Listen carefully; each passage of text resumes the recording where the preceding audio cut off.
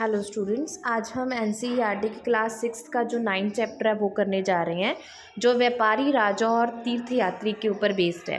First है, काले सोने के नाम से किसे जाना जाता है? काली मिर्च को, क्योंकि उस टाइम में इसकी जो निर्यात था वो बहुत ज़्यादा होता था, तो काले सोने के नाम से काली मिर्च को जानते हैं।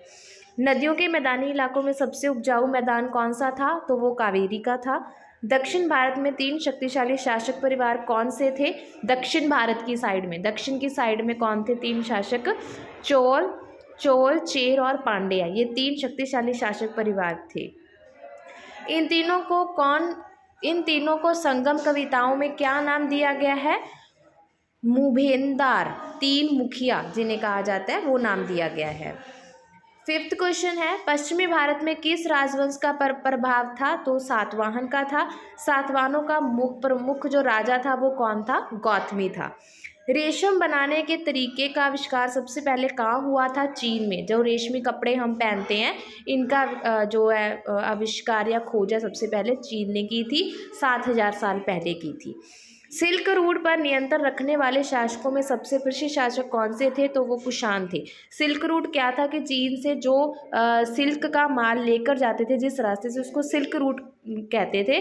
तो उस पर नियंत्रण रखने वाला सबसे महान जो शासक था प्रसिद्ध, वो कुषाण था।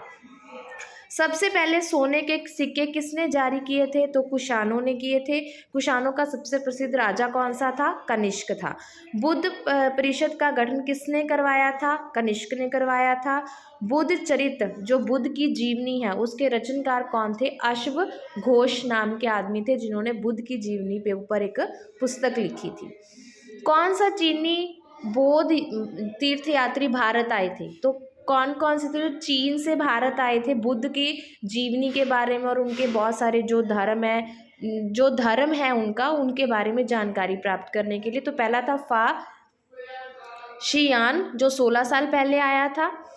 शैवन सत्यांग, जो 14 साल पहले आया था। और इंतासंग, जो 50 साल पहले आया था। और ये अपने साथ बहुत सारा सामान जो है बुद्ध धर्म से रिलेटेड वो साथ में लेकर गए थे। सबसे प्रसिद्ध बौद्ध विद्या केंद्र कहाँ था? सबसे प्रसिद्ध जो बौद्ध का केंद्र था विद्या देने के लिए, वो कहाँ था? नालंदा, बिहार में था। केरल के ईसाइयों को क्या कहा जाता है? जो केरल में ईसाई पाए जाते हैं उनको क्या कहते हैं? सीरियाई ईसाई। तो ये हमारा 9th चैप्टर था, इसमें बहुत सारे इंपॉर्टेंट क्वेश्चंस बने हैं जो मैंने आपके साथ डिस्कस किए हैं। नेक्स्ट वीडियो में हम 10th चैप्टर है जो उसके साथ मिलेंगे।